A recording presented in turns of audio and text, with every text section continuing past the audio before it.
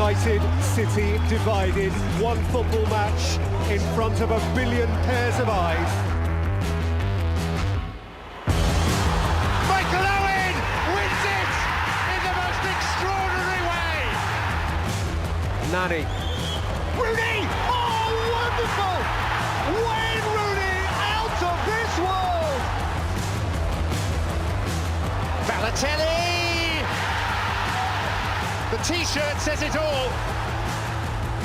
Silva again. Oh! Resounding header. It's the captain. And Van Persie. This is Manchester's day. For a performance from his players after they crashed out of the Champions League in midweek. So how is he feeling ahead of the derby? Let's hear from the United boss now.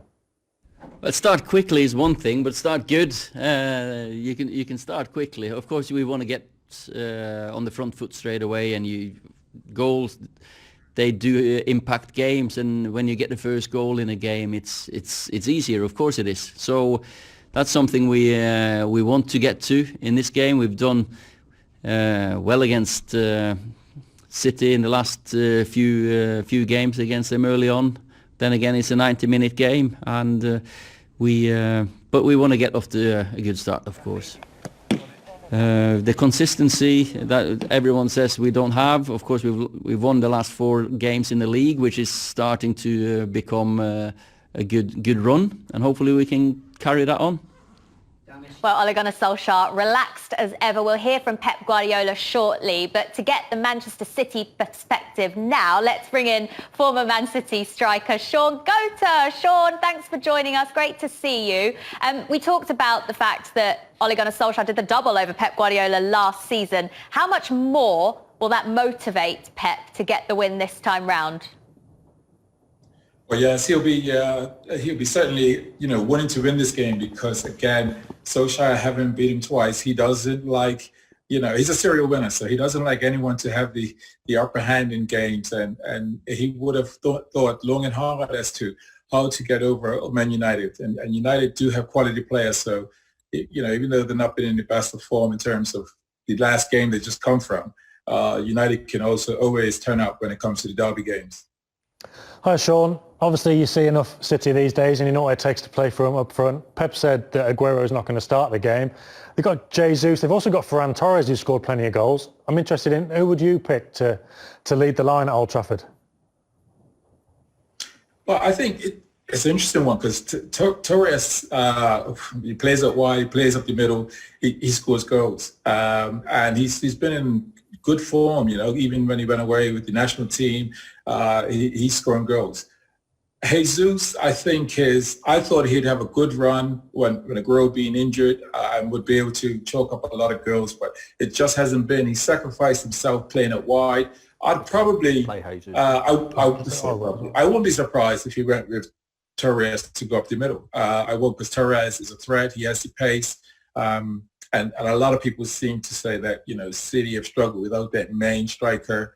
But I can tell you, Torres, his timing of his runs, his intelligence, when he plays as a centre forward, I can't fault him. I think he plays, particularly very well when he plays up the middle as well. We're saying that, Shaun, but will we be surprised if Pep goes without a centre forward? We've seen him do it at Real Madrid. We've seen him do it at Manchester United in the League Cup. Playing with no centre forward and 2 wide players and 2 number 10s. So will it be a surprise if he doesn't play with a centre forward in this game? Well, it won't, because we're seeing him do it, as you said. At Barcelona. Certainly we've seen him do it at City, putting Torres there, putting Sterling there. Bernardo Silva at times is played in that role, and Kevin De Bruyne. So, he normally comes up with a little surprise, but I think we've all seen him, manage City long enough to know that there probably won't be a surprise. The surprise may be that if he didn't go with a centre forward, someone like Jesus would be surprised. But yeah, Pep thinks long and hard as to how to win a game and how best to get over a team. So we'll be able to see come the day. But no, I wouldn't be surprised if he didn't go for centre forward. Sean, as a Man City man, when them team sheets come in an hour before kickoff, do you want to see Paul Pogba in Man United's team or not? If I'm City and I see Paul Pogba's name on the sheet, I wouldn't want to play against Paul Pogba. I think Paul Pogba, we know what he's done with France, and probably the minds or the Man United supporters are a bit skeptical or don't sort of fancy him. But, if you're in that dressing room, you don't want to play against Paul Pogba. I think if he turns it on and he's a part of that team, you saw just the other day he come on and how he impacted the game with some quality long passes, and if he gets up in the final third, he also has that quality to finish shots. So I wouldn't want to see him on the team sheet to start, and I think that'll probably be the same for the current City squad. 2 questions to finish, Sean, from me. Defensively, the best centre-half pairing. We've seen Stones playing in the Premier League, played in midweek as well. So who's the best pairing for this game? And what's Phil Foden got to do, from your perspective, to consistently get a start in the Premier League side? Well, first of all, with the pairing, I have to give plaudits to John Stones because he has upped his game, and we come from an era that when you play well, you deserve to keep the shirt. And from what I've seen on Stones in the last three games or so, he's deserving of keeping his shirt. I think the thinking is that Laporte and Diaz will be the main two. That was the initial thinking, but I don't think people put into the equation that Stones' game would have been as consistent as he has done. So it's an interesting one. Either way, I think it's a strong pairing, whether he goes with Stones or whether he goes with Laporte and Diaz. But I think Diaz is probably the main one. It'll be strong. Phil Foden, what does he have to do to become a regular starter? Well, if I'm manager, he's a regular starter. So that gives you the answer there. I don't know what more he can do. He's an exceptional talent. He works hard. He brings goals to the game. He brings an energy to the game, and he's got this he's got skillful ability to go cross players, laterally, go left and go right. So he's an exciting player. So what else he has to do, only Pep knows. So if you were manager, who does Foden play instead of? I would say that Foden. You said last two, Robbie, but you're my mate, so I'll answer that, right? You can still count, Sean. I would say probably Bernardo Silva's not been on the same level as he was the previous season. I mean, Bernardo Silva was there amongst player of the season because he had that much energy. His standards were just a 9 every game. It was just really quality. And maybe the fact of not playing, game after game after game to get that rhythm, he's just sort of dropped off of that level. So I'd probably say he's competing with Bernardo Silva. All right, Sean, very quickly, just give us your score prediction. Well, let's guess what this is going to be. I normally just go for City because I just feel really confident in the squad and the players and the manager. But what I know is this is the best game for Man United to have after what's happened in Europe and everything.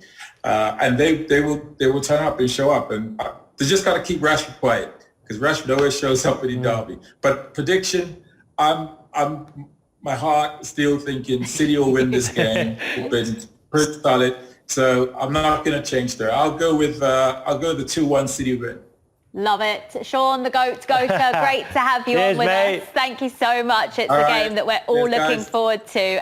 Let's hear from Pep Guardiola now. He actually talks about the pressure on Ole Gunnar Solskjaer.